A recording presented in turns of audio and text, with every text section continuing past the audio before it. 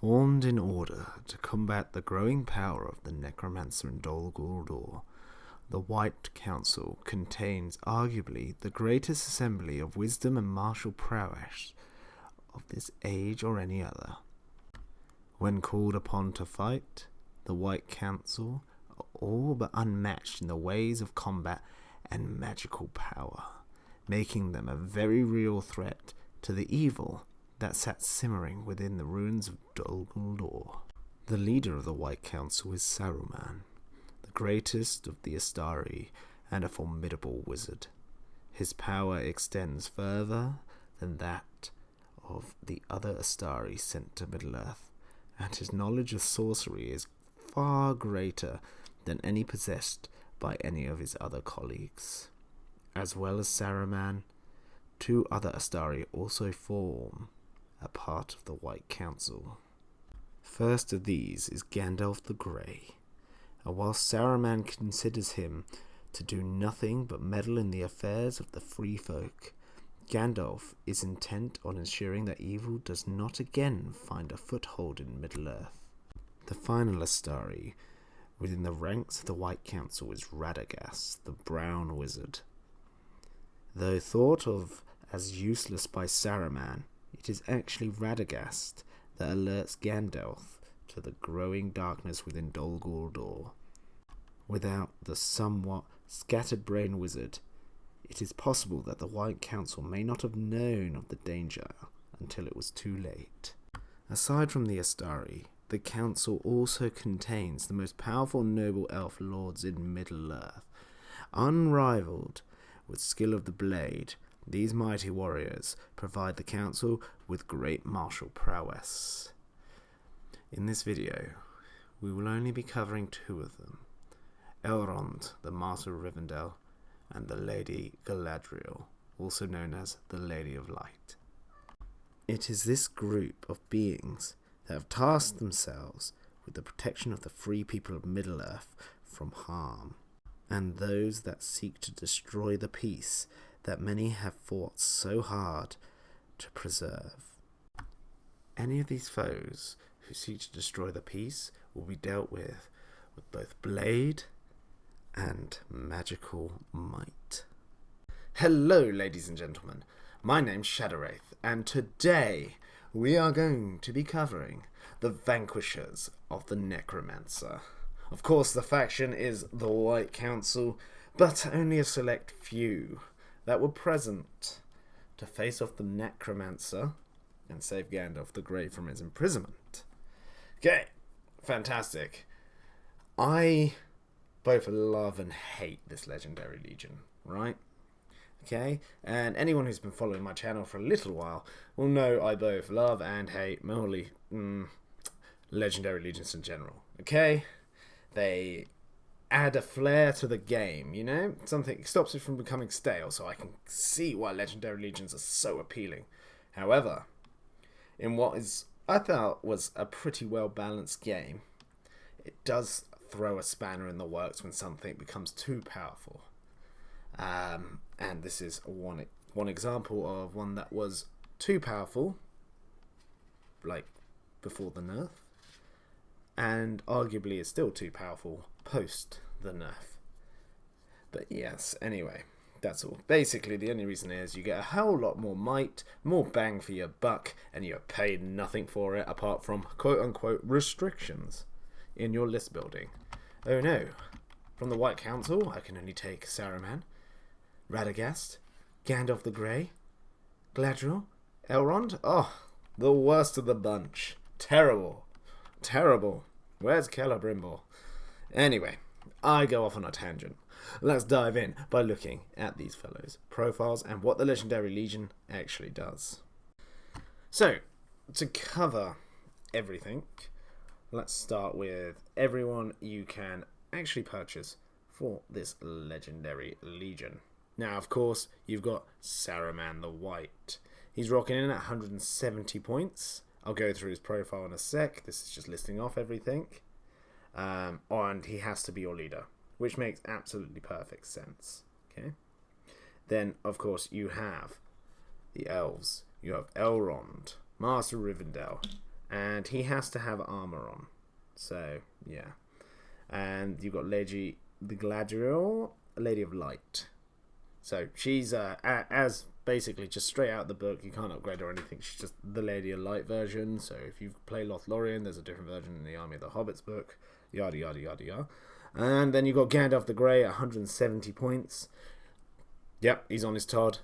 Look at him go, looking all grey. He has to walk, you know, because he's kind of crippled in this scenario, lying on the floor.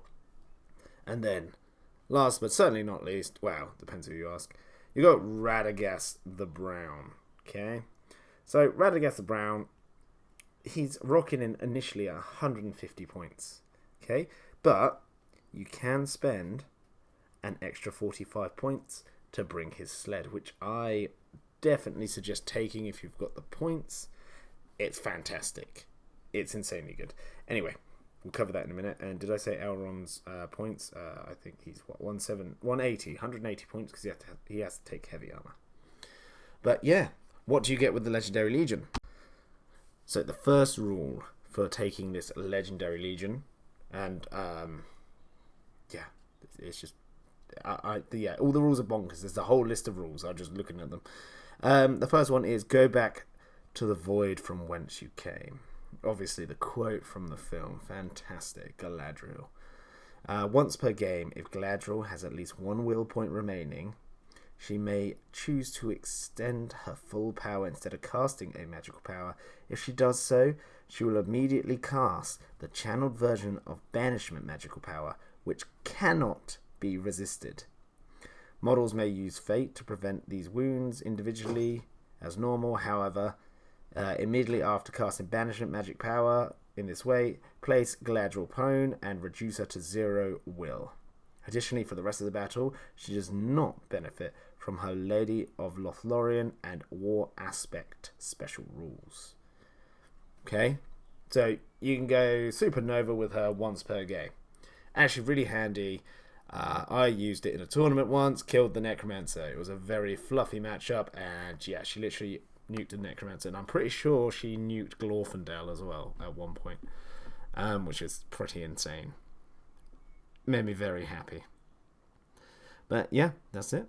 The second rule, and this is just basically, this thing gives you everything you need to play Middle-earth, okay? And you'll see why at the end of this.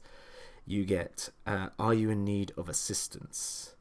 Which is obviously Saruman's quote as he comes in, I believe. Are you in need of assistance, my lady? Basically, what that does is a member of the White Council from this army adds 1 to the dice roll when attempting to resist magic, so long as there's another member of the White Council in the army list within 6 inches. Nuts. Okay? So they just add 1. Add 1. So if you've got like Fortified Spirit on someone where they're rolling 2 dice, you basically got channeled version because you get to add 1. Which is, it's like, yeah, it's just ridiculous. It's insane. You need to roll a 5 to make it a 6, you know? And there's other shenanigans you can do with that. Okay. The next thing you get, of course, is... Sorry, my cat decided to jump up on my desk and wanted to say hello.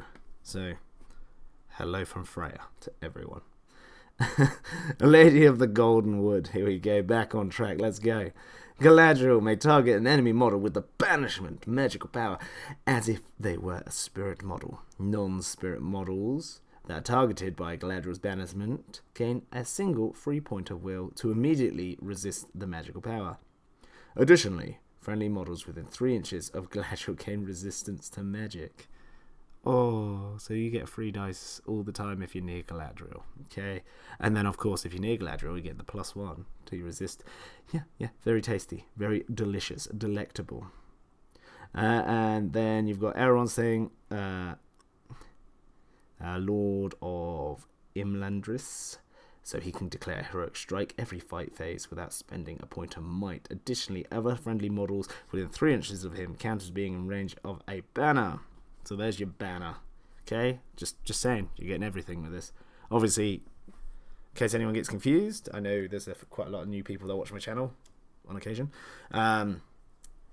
Because he counts as a banner for allies, does not mean he counts as a banner for victory point purposes. Just want to make that clear. So if there's something where you get like a bunch of victory points for having a banner and the enemy don't, well, guess what? You don't have a banner. Okay, he only counts as one. Which is fair enough, I think. This is probably the most potent special ability. Masters of Magic, friendly models may still attempt to cast magical powers even though they are already engaged in combat. Okay, so there's been some amendments to this in the FAQ where you can cast all of them apart from Sorcerer's Blast and Wrath of Brunnian and Nature's Wrath. They're the three you cannot cast in combat. Which is fair, because that was absolutely bonkers. It was insane. It was as nutty as a squirrel on, I don't know, peanut butter. Jeez. You can tell I haven't done this for a while, eh? Yeah. The other one is meddle not in the affairs of wizards. The attack characteristics of wizard models in this legendary legion is always equal to the remaining wounds. So they've all got 3 wounds. So that means you've got Gandalf the Grey rocking around with 3 attacks. Saruman, Radagast 3. And obviously take a wound, drops down to 2. Take 2 wounds, drops down to 1. They got no wounds, guess what? They're dead. But yeah, so no attacks. That's pretty good, I think. And then we got... So... one with nature. Radagast may move through areas of difficult terrain. Penalty, and he gains out stalk unseen. Ignore that, that's just Radagast. Protector of the Greenwood. Once per turn, in any point in its move phase, Radagast may choose a single model in base contact with him and roll a d6 on a 4 or a 5. The chosen model regains a wound lost earlier in battle. On a 6, the model regains all lost wounds. Additionally, friendly models within 3 inches of Radagast may move through difficult terrain without any penalty. That is the rule I thought I was reading earlier. So, Radagast is your healer, and you can just stride around everywhere, which was nuts as well, okay, for me, when I used him, where you could just pop on the table board and then just kind of like walk through the woods that's right on the edge. No dramas, but you've got cover. Love it. Absolutely love it. And then you've got the Grey Wanderer. Okay. Gandalf gains Fearless special rule. Furthermore, friendly models within 3 inches of Gandalf cannot have their courage values reduced by enemy magical powers or special rules, i.e. Aura of Terror, or whatever it's called. Ancient Evil, stuff like that. You know, the Balrog, Ring Wraith, stuff like that. Which I think is very good. And then Wisest of the Astari. This is a Saruman one. Saruman can cast 2 magical powers in each turn rather than 1, but may not attempt to cast the same magical power twice in the same turn, or target the same model twice. Additionally, when other friendly models within 3 inches of Saruman attempt to cast a magical power, they may re-roll a single d6 as part of their casting attempt. That is very strong. So that is the list of abilities you get for just running this legendary legion. Very good, I think. Very potent, very powerful. Right, let's go over and look at their stats. And of course, we have got Saruman the White. Okay, he's going to be, well, he's a hero of legend. He's going to be our leader for this. Our warlord, whatever you want to call him. So, he's starting in with a movement of 6. They've all got movement of 6, I'm pretty sure. Okay, so I'm going to skip that. He's a fight value of 5, 4 up shoot value, not that that matters. He's strength 4, defense 5, 1 attack, 3 wounds, courage 7. Of course, that 1 attack goes up to 3 attacks because of the legendary legion. Comes with 3 might, 6 will, and 3 fate. And of course, he's got a staff of power, which you can see on him, which gives him a free point of will to spend each turn. They don't stack, okay? So don't get that confused. Don't think I'm going to save all these and have like 18 will, which I'm just going to dump into one spell one turn. It's not how it works. He comes with Heroic Channeling and Heroic Defense. Heroic Channeling, obviously, to cast the more potent version of whatever spell you want to cast. Heroic Defense means he can only be wounded on the roll of a natural 6. Very good if you come against something like a troll or Corsair Reavers, stuff like that. Yeah, he's got his special rules. So the voice of the 𝐶𝐸, I butchered that. Apologies. Saruman the White Standfast has a range of 12 inches, and it affects other hero models. So very useful for this because you're all heroes, but 12 inches, fantastic. And of course, because he's a hero legend, first time you break, it just, yeah, he automatically passes his courage test and gets it all for free. So, yeah, he's got Consuming Rivalry, which is passive. Saruman the White will never move as part of a heroic action called by Gandalf the Grey, nor will he accept Gandalf the Grey's aid in form of Strengthen Will spells. If Gandalf the Grey casts his magical power on Saruman the White, it has no effect. Okay, doesn't like the dude, thinks he smokes too much halfling weed. Guy's a waste of space in this guy's eyes, okay? Too busy hanging around with hobbits and drinking ale and talking to freaking hobbits. Anyway, damn hobbits. I get it, mate. I'm with you. Okay, I like Gandalf though, so you know.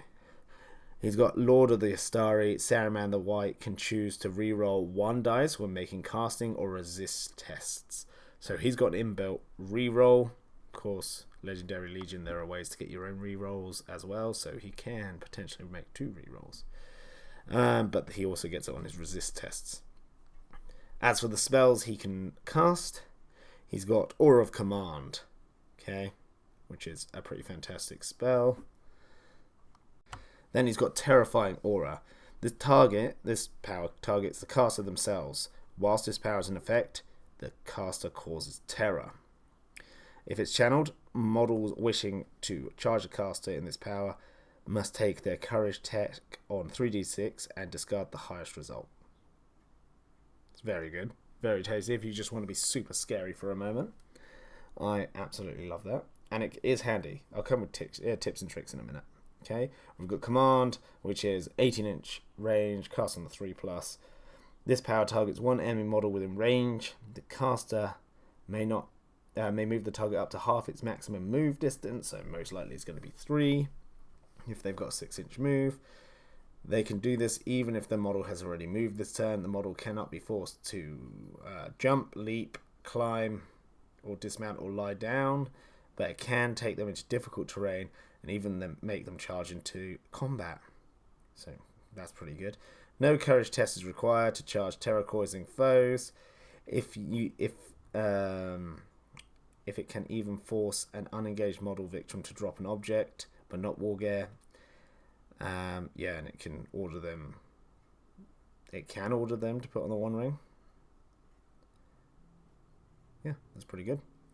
Once the target has finished its move, it may move no further for that turn for any reason. Finally, the target suffers the effect of Immobilized Transfix. Magical power. Okay, 18 inches goes off in a 3+. Insanity. If it's channeled, additionally, whilst this power is in effect, you halve their fight value and attacks, rounding up, and they may not strike if they win a duel. But yeah, because they're going to get that because they're immobilized anyway. That's pretty good. Damn. And then, of course, the Piece de la Resistance is a good one. Sorcerer's Blast casts within 12 inches. It's not 18 inches, this one. Let me down, Saruman. It goes off on a 4+. And basically, you shoot a bomb at them. So, when you target an enemy model within range, the target is blasted d6 inches directly away from the caster and knocked prone. If a target comes into contact with another model that is strength 5 or less, it will immediately stop, and both the models will be knocked prone. If the target or one of the models that is knocked prone is engaged in combat, then all models, friend and foe, in the same fight are also knocked prone. The target model suffers a strength 5 hit, and other models suffer a strength 3. Cavalry models are treated to have rolled the knocked flying result on the throw rider chart. Additionally, if the target comes into contact with a piece of terrain such as an obstacle like a hedge, house, or a large rock, or model that is strength 6 or higher, then it will immediately stop and be knocked prone. However, the strength 6 model will not be knocked prone. Both the target and the obstacle will suffer 1 strength 3 hit. Okay, there you go. If you channel it, the initial hit is strength 6, and every other model suffers strength 4 that he hits into. Very tasty. So, that is Gandalf. Saruman. Okay? That is Saruman. And he's amazing. Yeah, not much to say there. He's so good. Next, of course, we've got Galadriel, Lady of Light. Okay? She's amazing. She's a hero of valor. Move, same. Fight 6, though, because she's an elf. She knows how to do the old left, right, good night. She is strength 4, defense 3, sad. 3 attacks, your standard. 3 wounds, courage 7, 3 might, 6 will, 3 fate. Yeah, she's got Nenya. So basically, she can re-roll her fate rolls, which is very, very good. So she's kind of squishy but tanky at the same time. And then we've got the Light of Erendil. Yeah, shooting attack that are directed against Galadriel, Lady of Light, or any model within 6 inches of her, will only hit on a hit roll of a 6. Blinding Light. She always has Blinding Light on. No matter what, can't turn it off. She's so shiny. Okay? Dem Orcs. I mean, Orcs don't really care because they hit on 5s anyway. When I fight against her or anyone with Blinding Light, I just move my Orc 3 inches, so they hit on 6s either way, so you might as well move them. But it can hurt those stupid shooty armies, or, you know, it helps. It is really good, actually. Her heroic actions are Heroic Channeling, Heroic Strike. Heroic Strike, combat phase, roll a d6, add the result of the d6 to your fight value. Okay, that's if you're fighting something that might have higher fight, or someone that might strike against you to try and get an edge in combat. She causes terror, has woodland creature, so you can walk straight through the woods. And, of course, she's the Lady of Lothlorien. Galadriel, Lady of Light, can expend a single will point each turn without depleting her own store. So, she's got stuff for power, okay, but hasn't. War aspects. All enemy within 6 inches of Galadriel suffers a -1 penalty to the courage. Furthermore, Galadriel, Lady of Light, never counts as being unarmed. She'd be good at punching, okay? She's been going to boxercise. Like I said, master of left, right, good night. The old 1-2 redo. Yeah, there you go. That's all the puns. It's not even a pun you're getting from me. She has 3 magical powers she can cast, of course. Okay. She has Fortify Spirit, which has a 12-inch range, goes off on a 2+. Fortify Spirit, it's fantastic. Basically, you pick a target, you can choose yourself, and any time a magical attack goes against that target, or magical power that targets that model is in effect, when you roll to resist, you basically get 2 free resist rolls. Okay? 2 free resist rolls, even if that model has no will. Okay? Caster needs to have will, but that model doesn't, because it's concentrate. Now, if you channel it, the target also adds 1 to their highest dice score from resisting magic. Right, okay, so, as I think it works, correct me in the comments if I'm wrong. I don't think I am. I'm never wrong. Don't do it. I'll come for you. No, I'm joking. You roll this dice, roll 2 dice, you roll 2 dice, highest dice is a 4, it's now bumped up to a 5 because you channeled it, okay? Plus, look at that, you're near her as well. So you're going to bump that up again to a 6. Insane. Insanity. Crazy. Okay, that's it really. That's good. She's got Command, which we've gone over, or no she hasn't, ignore that. She has got Banishment. Banishment is very, very tasty. So Banishment is basically what she used to be put in every list for, because she used to be able to ally with everyone. It was insane. It has a range of 12 inches, cast on a 3+. This power targets an enemy model within range, okay? The power can only affect spirit models usually, unless you're in this legendary legion, in which case you can target non-spirit models, but they get 3 dice to resist. The model is automatically wounded, suffers 1 wound, okay? Amazing. And you can also target cavalry models, and you have to choose whether it hits the rider or the cavalry. If you channel it, okay, so remember she can go supernova. The target suffers a D3 wounds rather than 1. Very delicious. Okay? And then the third and final spell, Instill Fear, which is something I will talk about in a minute. Okay? Goes off on a 4+. It's got a 3-inch range. This power targets all enemy models within range. Each affected model must take a courage test in order chosen by the caster. If the test is failed, then the model must move its maximum move distance directly away from the caster. If the model comes in contact with other models, it stops, blah, blah, blah. Basically makes them run away, okay? Run away directly. If they hit anything, they stop. It's very delicious, right? And you, as the caster, gets to pick which one. So if you're hitting a proper shield wall with spears behind, obviously, if you can reach the spears with the spell, you make the spears run first, so the front rank don't just turn around and bump into their friend. Okay? And on top of that, they cannot move any further that turn for any reason. If you channel it, the enemy rolls 3d6 for each one and discards the highest result. So, yeah. Very useful. Very tasty. That is Galadriel. Now we have Big Cheese, Big G, Papa G, the Mega G. Gandalf the Grey, okay? Double G as well. Grey Gandalf. He is a hero of legend, but that doesn't matter because he's not going to be your leader. Okay? He's coming in with a movement of 6 inches. Old man goes fast. He's 5'5", strength 4, defense 5, 1 attack bumped up to 3 because he has, yeah, guessed it, 3 wounds, courage 7, 3 might, 6 will, 3 fate. Okay? He has Glamdring, which is his blade. It's elven made, hand and a half. Additionally, increases his strength by 1 when making strikes with it, making him strength 5. So this guy's pretty choppy. Okay? And then you got Narya.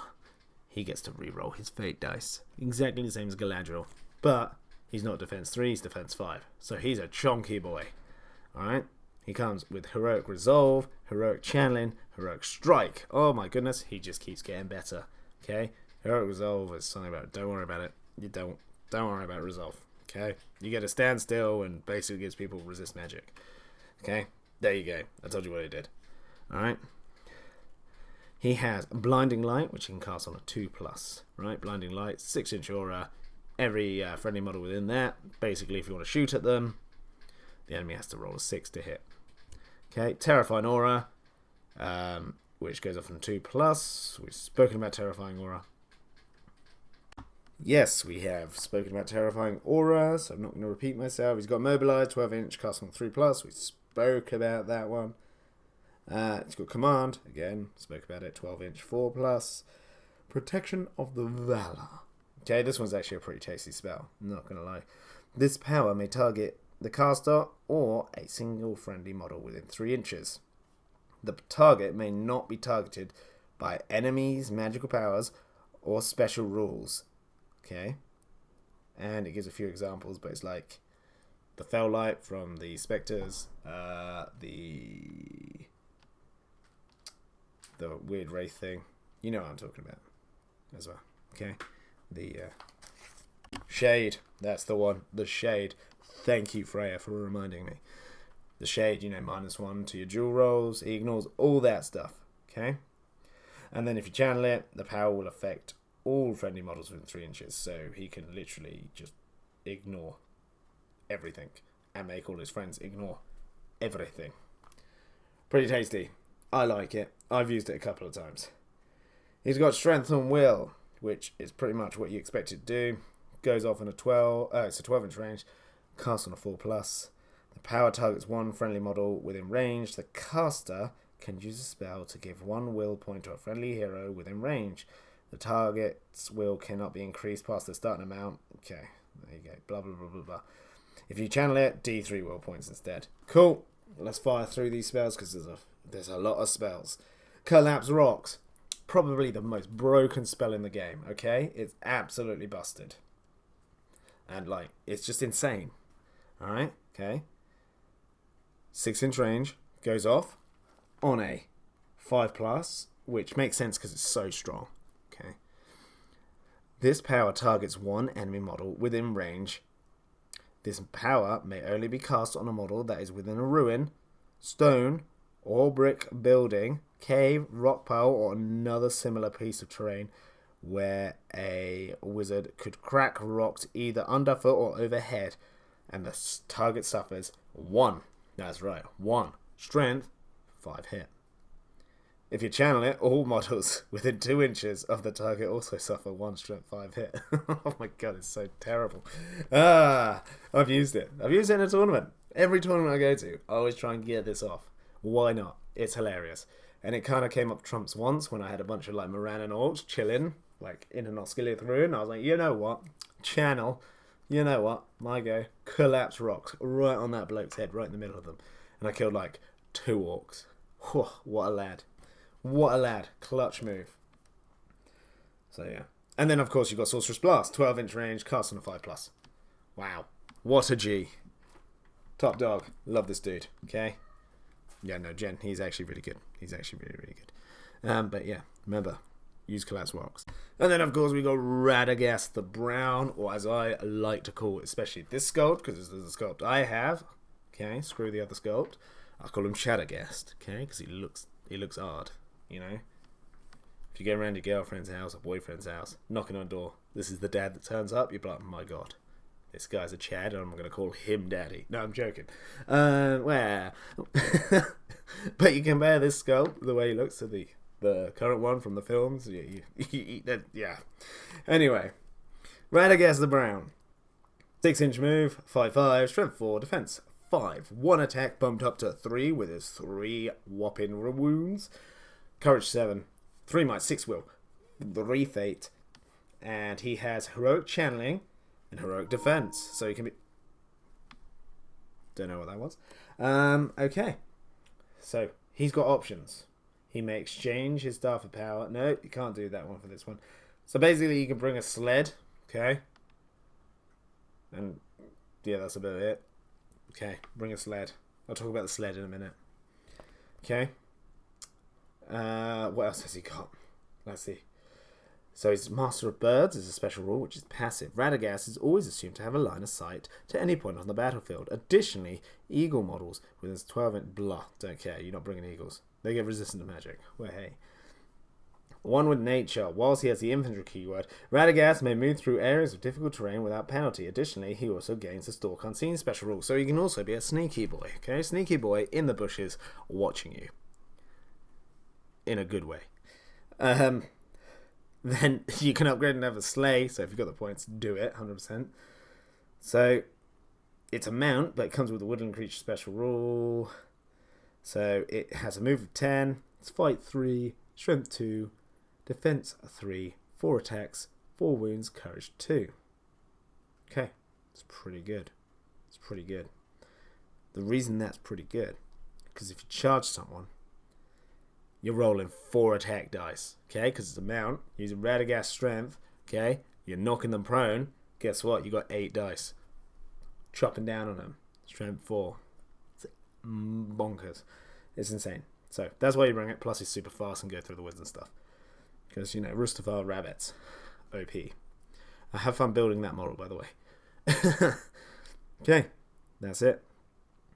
That's all I want to talk about him. Let's go. His magical powers. Right. His magical powers, probably my favourite set so far. Just because from tournaments, while I've used him, he's been insanely invaluable. He's been invaluable. He has no value. It's unfathomable. Okay. His first one is Panic Steed. 12-inch range. Okay. Cast on a 2+. Simply point at someone who is mounted and their mount goes away. Okay. Just goes away. Not thrown, yeah, knocked flying, and dismounted. Channel it, okay, channel it. And all other models that are mounted within 3 inches of the target does this, okay? So, you know that blob of Rivendell Knights that people like to bring sometimes? Yeah, just point at someone who's not a captain and just get rid of like all their horses, okay? Make sure the captain's not in range, otherwise they might resist it. But yeah, it's insane. Candice chariots. See you later. Yeah, it's just horrible. Okay, it's horrible. Wow, when I say horrible, it's delicious. I love it. Okay, he's got terrifying aura, which I'm pretty sure I've covered. Yes, I have. That goes off in a 2+. He's got immobilize, 12-inch, 3+. He's got renew, which is a new spell. Okay, renew basically does what he does for free anyway. Okay? It's got 12-inch range though, this one, instead of 3 inches, like the Legendary Legion. Cast on a 3+. This power targets a single friendly model within range. The target immediately regains a single wound lost early in battle. If the target is a cavalry model, you have to choose between the mount or the rider. And if you channel it, it's D3 lost wounds. So he's a double healer. Yeah? He's a D-he, double healer. Okay? Let's see if we can get that going. I want people to be like, yeah, don't worry, I've got old Raddy here. He's a D-he. Yeah, pretty tasty. Nature's Wrath, 6-inch range. It's not anymore though. Got nerfed to a 3-inch range. Okay, because it was nuts. So basic cast on a 4+. All model. Oh no, it's a 6-inch. Roger. Anyway, all models within range of him. That is 3 inches. Okay, 3 inches now. Okay, they're knocked prone. Okay, if they're cavalry, they count as being knocked flying. That's good. If you want to channel it for whatever reason, they suffer a strength 2 hit after being knocked prone. It's very good at dismounting people, or if you're about to get tied down by a horde of orcs, you can just knock them all on their bums. Very tasty. And then probably my favourite one he's got is Aura of Dismay, which casts on a 5+, right? Aura of Dismay, yeah, that's the one. Okay, it lasts until exhaustion, okay? Now, this power targets the caster themselves. Whilst the power is in effect, the caster and all friendly models within 6 inches causes terror. If you channel it, it's 12 inches. Okay, the reason this is so amazing is start the game, bang this on this boy, okay? Channel it if you really want, don't care. Depends how spread out you're going to get.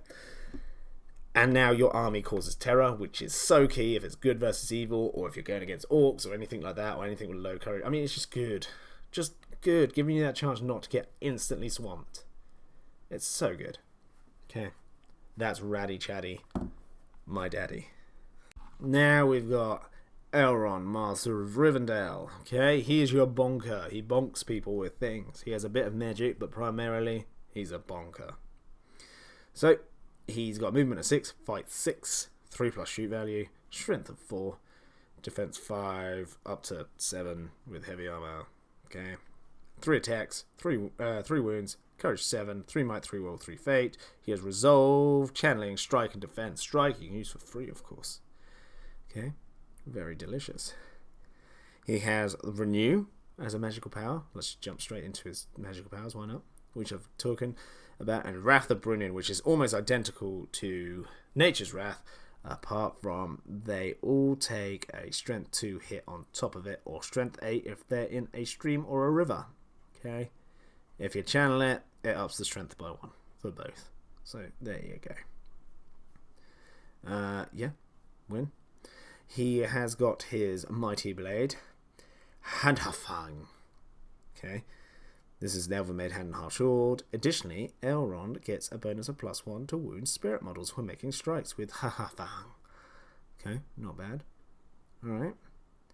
And he's got Vilya, so he can re-roll his dice when making fate rolls.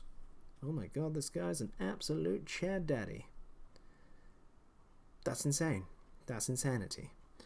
And then he's got Lords of the Rest, which means he gets to re-roll a dice for dueling and re-roll a dice for wounding. Okay.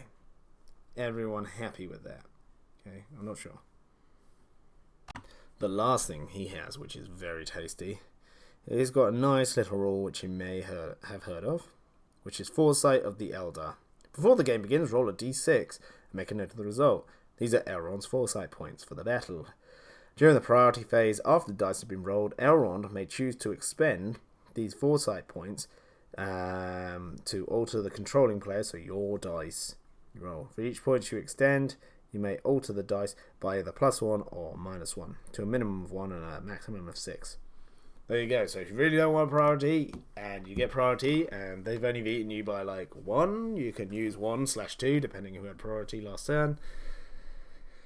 And same the other way around. Okay, let's say you both roll a 5. You had priority last turn, so the tie would go to your opponent. You go, no, no, no. No, no, no. Foresight. That's now 6. And I'm going first. And I'm going to cast Wrath of Brunnin on you. Take that. There you go. Elrond. Ta-da. He probably causes terror as well. I mean, of course he causes terror. Look at him. Look at that face. Yeah, he does cause terror. Okay, and he's woodland creature, so there you go. Win. Now it's the tacticus phase. I explain to you how someone as simple as me, Shadow Wraith, can use these guys to win a tournament, or tournaments, which I have. And, I mean, you're probably thinking, yeah, duh, obviously you can win tournaments, they seem busted. And that's because they kind of are. Alright? So, when you come on the battlefield, they all deploy as a warband around Saruman. You're going to be seeing yourself in something kind of like that, okay? You want to be very close to each other, like, probably, like, within 3 inches of, like, everyone, you know? Kind of like, that's probably not too bad. Let's see how far that is. Perfect. Look at that. Okay, you're getting the benefits of absolutely everything. You're walking through whatever you want. You're adding 1,000,000 to your resist dice. You get to reroll your casting dice. All that stuff, okay? Right. Oh, one thing I need to mention about the FAQ is you have to bring Galadriel. If you can hear meowing behind me, that's my cat. And she has had kittens, so congratulations. I will name them. She has had 4 kittens, and they'll be named Saruman, Gandalf, Galadriel, and Radagast. Go away, Elrond. No one likes you. No, I'm joking. I'm joking. What was I saying? Yes. That's it. So, yeah, you'll be starting probably something on the table like this, and you want to stick together when you first come on. You assess your threat. What are we fighting? Some tents. Right? P.S. Subscribe to Shadow Wraith. Yeah, it's literally tailoring to what you're fighting against. If you're going against like a full Palace Guard army that are immune to terror, then I wouldn't worry too much about casting your super Aura of Dismay thing on Raddy Chatty. Okay. On the other hand, if you're going against something that does succumb to terror, so like normal dudes, so like Gondorians, Orcs especially, Goblins especially, stuff like that, you're going to want to get that up ASAP. So everyone in your army will be causing terror. Okay, so Goblins can't mob you as easily, and then if they're within 6 of this lovely lady here, they will be -1 to their courage as well. Okay, there you go. Perfect. Okay, so that's the first thing I do. The second thing is you assess their magic potency of your enemy. So if you're fighting against something like the Black Riders, for example, you're going to be wanting to whack Fortify Spirit on everything. Now, I tend to either go first with Galadriel herself or Saruman the White first, so they can't get either an early leader kill, which they probably won't because you're starting. It depends how far away you start, okay? But definitely these two, I'd say, is top priority. A is leader. You don't want your leader to get absolutely sniped, and B, you don't want Galadriel to get sniped because she is the one giving Fortify Spirit to everyone. Okay. There you go. And when you get Fortify Spirit on everyone here, oh my goodness, because usually, I mean, 650 points, like the closer you get it, I think it's 630. My list looks like that. Okay, but you can also ditch this dude to make it bang on 650 and bring in Elrond. Okay, I like lots of magic because that's just how I play. My name is Shadow Wraith, and I pretend these guys are ring wraiths in my head, which they're not. But yeah, it's up to you what you choose to do. I like Radagast's healing ability. I like his ability to give everyone terror and stuff like that. Okay, whilst obviously if you bring Elrond, that's your banner reroll, plus he's very good in a fight. You've got foresight points, so there's pros and cons to both. Make your choice. Doesn't matter to me, unless you face me, in which case, bring whichever one you think is worse. But it won't help you, no matter what you bring. So yeah, that's the 2 main steps you want to do. Get them 2 things set up. Alright, obviously match up depending. Okay, because once you've got it all set up and running, you'll pretty much steamroll most scenarios. Okay, so yeah, if they're all causing terror, they're all -1 because of Galadriel that are trying to charge you.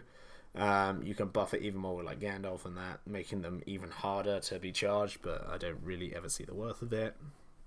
Yeah, that's it, really. And of course, if you are fighting against a Goblin Horde or Orc Horde and they have anything that makes them immune to terror or something like that, like a shaman, or if they've got bodyguard and you can reach their warlord, try and snipe them as soon as possible, and then they'll all start taking courage tests, and as soon as they start rolling loads of courage tests, it just goes downhill for them. Okay, they are good at most scenarios. When I say most, there is one, which is almost always, for me, an auto L, which is, I mean, I don't like the scenario anyway, really, that much, but it's the one where you basically, just layman's terms, like, who gets more models off the enemy's table edge quickest. Okay, so yeah, that's it. Because like the max at 650 is I can get 4 models, assuming none of them die. Okay, if you're going against a full force of a normal army, whatever, they'll probably get like 30 dudes off. Even if you are killing like 10 of them, okay, there's still 20 dudes. They're going to triple your numbers easy. Alright, so that's almost an auto lose. Capture the center is not an auto lose, I find, because you're not going to break usually quickly at all. So you can kind of set yourself up. If you get there quite quickly, or as quick as you can, and manage to make a ring around the central objective, you've got Galadriel sat in the middle making everyone scared, you've got Radagast making everyone scary, and you can instill fear people to make them run away with Galadriel. There are things you can do. So yeah, the ability to have Sorcerer's Blast. You've got an AoE knockover spell with this boy, AoE runaway spell with this boy. Saruman's good at manipulating people or just Sorcerer and blasting people. Okay, I mean, I think every single turn I Sorcerer's Blast at least one person. So yeah, that's it. And then when you do get into the nitty gritty of combat, they hold their own. Okay. So you can do it. You just need to break the enemy and have more models here. If models are hanging around, you think you're going to start like they've got too many models near the central objective, you can make them run away with Galadriel. The issue comes when you're fighting for multiple objectives. Your best friend here is most horde armies that can run a lot of troops. I'm talking like over 30 at 650 points. Because that's the level I play. I think Ardacon's still on that point level. It's just my favourite point level to play.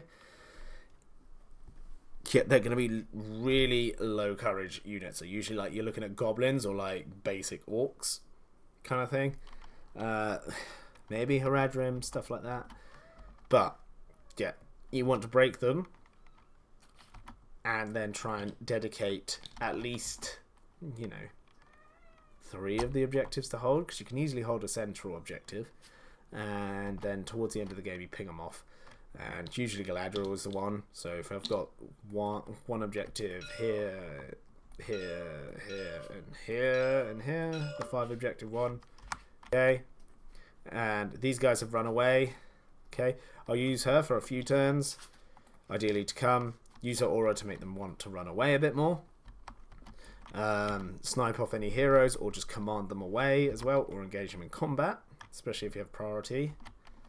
That's the best thing. If you get priority in those turns when they're rolling for courage checks, you can just take their heroes out of the action, so all their troops are rolling just basic courage.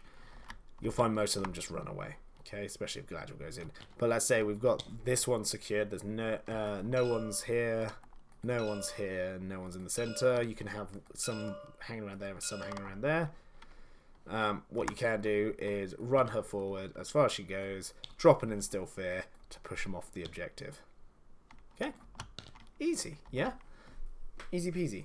But yeah, the biggest threats to this is, funnily enough, magic. Okay, so if they've got magic themselves, it can annoy you or ruin your day.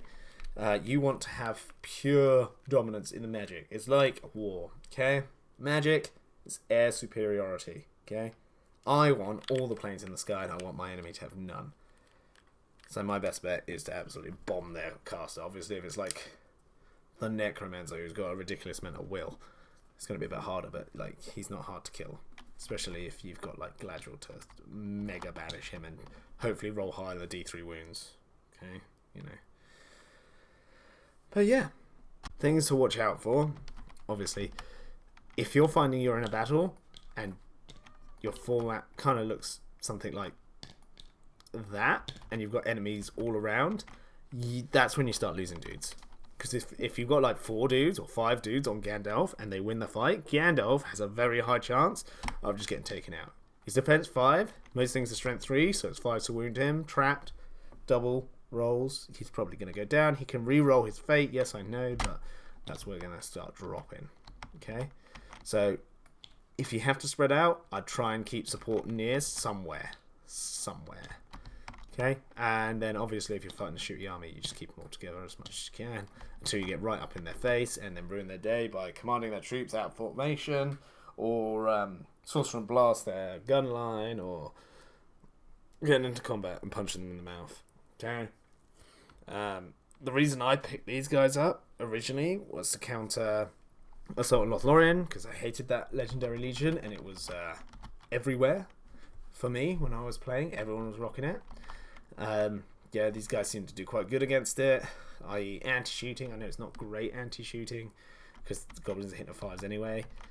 Alright, but it just makes it a little bit harder for them. The nighttime thing doesn't really matter to me. And then you've obviously got all your other shenanigans. So if they get like a mega super buffed up spider that's going to one-bang you, you can just transfix it pretty easy. Or immobilize it and just turn them off. Yeah, it's really good. Same against Beornings as well. Beornings were quite potent as well. I know they're magic resistant, but magic resistance only gets you so far when you've got like 1, 2, 3, 4 transfixes coming in or immobilizers to make a bad rule. And then you just beat on them. It's pretty good, especially if you channel it and get lucky, get it through. They're half fight value, and you're beating every bear's fight value pretty much with most of these dudes on half fight value, half attacks. So yeah, there we go. So they're just a bit of a Swiss Army knife for me. They can kind of deal with most armies. The biggest problem is hordes, obviously. Okay, numbers game, but it's also a blessing when it's basically this scenario where you just have to tally up as many kills as you can. These guys are rolling away, killing everything. Okay, I've tripled their numbers easy. Even if they table me, they get points for like tabling me and stuff, which isn't great. Like, don't get tabled, don't get broken if you can. But I'm just saying, you can win the scenario just by killing stuff.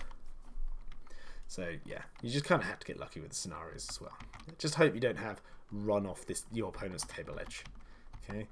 You can win it, depending on the faction, but if they're running like fully mounted Rohan and just like Riders of Rohan, which are dirt cheap, yeah, they'll just run past you, get triple numbers with half their army, and the rest of the army might stick around and fight you to see if they can like ping off your leader or something. So yeah, that's about it. That's about it for these boys and my lady. Okay, so if you want, oh yeah, of course, Radagast just chop stuff with him and heroic combat and kill stuff. Easy. Okay, Elven Blade, free heroic strike, like he's going to win most draws with a banner reroll and his Lords of the West reroll. Insanity. Anyway, let me know in the comment section down below what you think. Do you agree with what I've said, or do you disagree? Do you think they're overpowered, underpowered? Do you hate them, love them, anything like that? Do you even play them, or would you ever play them? Okay, of course, it's just a brief overview of the faction. I'm going to be getting back into the swing of Middle-earth again very, very soon. Currently painting Haradrim, and I've got these guys, of course, but yeah, I'm going to have to build up my Wraiths again. Very sad. I've got my Angmar, so it's not all doom and gloom. But yeah, and if you're feeling especially saintly today, do consider subscribing, because the channel is growing, and I can promise you Daddy Raddy will pay you a visit, put a firm hand on your shoulder, and give you a hearty thank you. Of course, he might not do that. Only a lucky few get that. Okay? But anyway, I will see you guys in the next video. Goodbye.